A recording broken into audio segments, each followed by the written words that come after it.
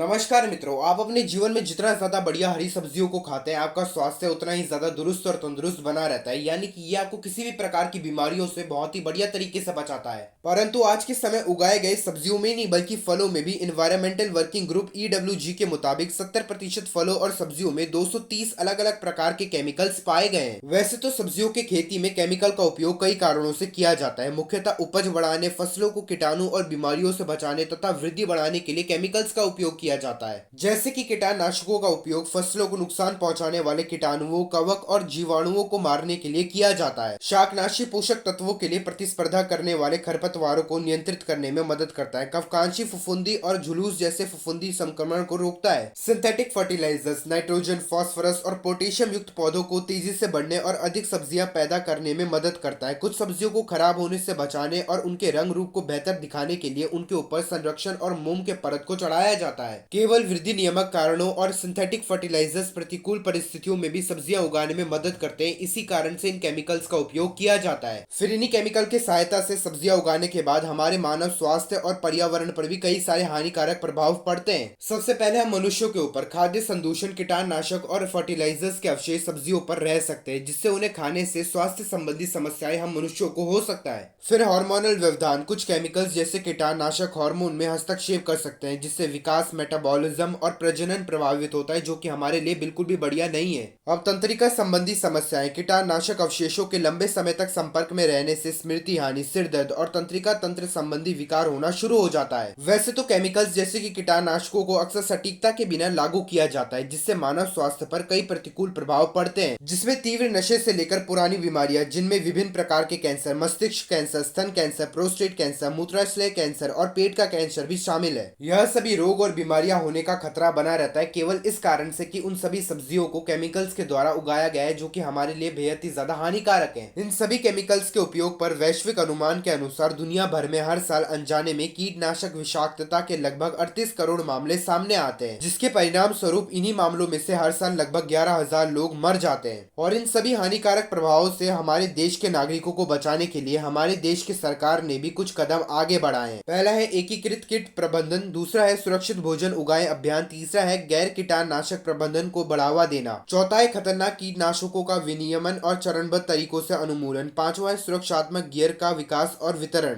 वैसे तो केवल यही कुछ कदम नहीं है, बल्कि और भी कई सारे ऐसे कदम है जो कि हमारे देश के सरकार ने हमें इन केमिकल्स वाले सब्जियों से बचाने के लिए लिए हैं, ताकि हम सभी सुरक्षित रह सके।